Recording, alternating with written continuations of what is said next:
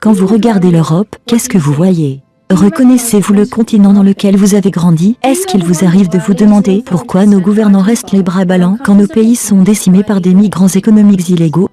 Est-ce que vous vous demandez pourquoi les médias traditionnels taisent la vérité sur ce qui se passe? Est-ce que vous avez la sensation de devenir fou? Il y a longtemps que je vois ce qui se passe en Europe, et j'ai décidé de découvrir ce qui se cachait derrière. Je n'ai pas aimé ce que j'ai trouvé, et vous ne l'aimerez pas non plus.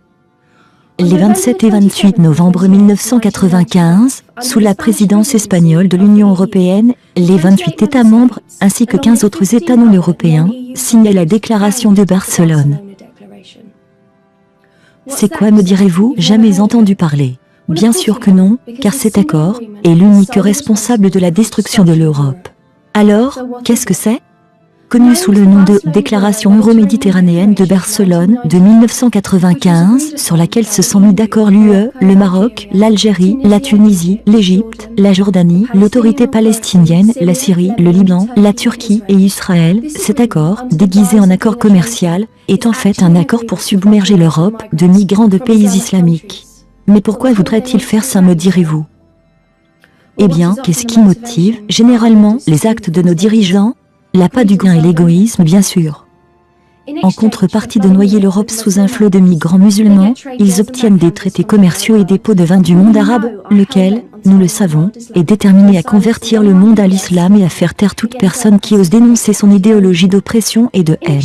En échange de ces traités et de ces pots de vin, l'UE a promis l'accès au marché européen et la possibilité de libre circulation des biens, des services, de l'argent et des personnes, d'interdire tout propos considéré comme islamophobe, xénophobe ou raciste, et d'accorder des avantages spécifiques aux musulmans. La déclaration est entrée en vigueur en 2010, quand des bateaux chargés de migrants ont commencé à arriver du continent africain, camouflés en réfugiés fuyant désespérément la guerre. Les médias nous ont exposés, quasi quotidiennement, à des images d'enfants morts, afin de susciter émotion et sympathie envers leur situation dramatique, tout en détournant, en même temps, notre attention de ce qui se jouait vraiment. 2010 a été le début de la fin pour l'Europe, et elle décline sans discontinuer depuis. Malgré les efforts des médias pour jeter un voile sur la situation en refusant de parler de la réalité de la crise, grâce aux réseaux sociaux et à Internet, nous pouvons voir quotidiennement ce qui se passe réellement en Europe. L'odieuse augmentation des agressions sexuelles et des viols, les milliers de cas d'enfants abusés, le nombre époustouflant de cas de mutilation féminine. Et puis, il y a les attaques à l'acide. Ce n'est pas une coïncidence si depuis 2010 plus de 1800 attaques à l'acide ont été perpétrées en Grande-Bretagne, soit une attaque tous les 2 jours, faisant de nous le numéro 1 mondial du jet d'acide.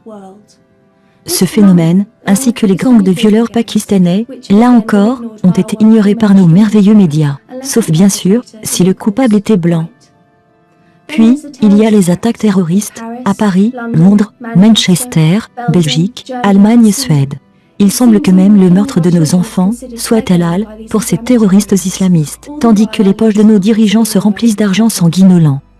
Et tandis qu'on accorde aux musulmans, ce qui n'est rien moins que des privilèges, de prêcher la haine dans nos rues, de manifester contre notre armée, de brûler des chiots, de violer nos enfants, de tuer nos femmes et de manière générale de faire tout ce qui leur plaît, quiconque ose l'ouvrir, ou se dresser contre ce qui se passe, se vouait à coller les étiquettes injustifiées, de racistes, nazis, fanatiques et islamophobes.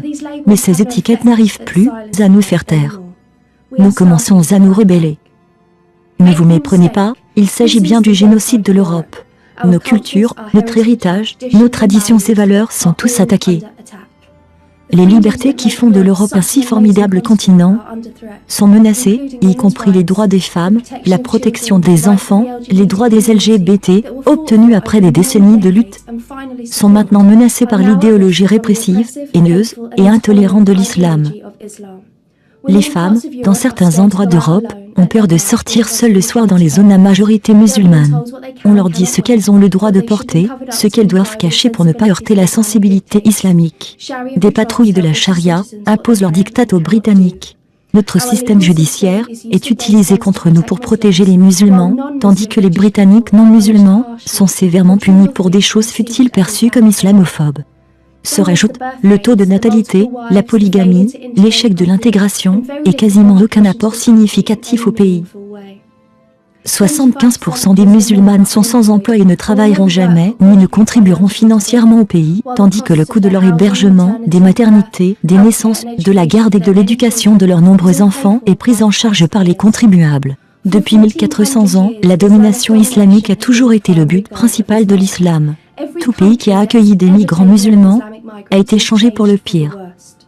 Regardez simplement des pays comme l'Iran, l'Afghanistan et la Syrie, pour voir comment l'islam radical change un pays, de libre et progressiste, en un enfer d'oppression pour tout le monde, sauf les hommes musulmans.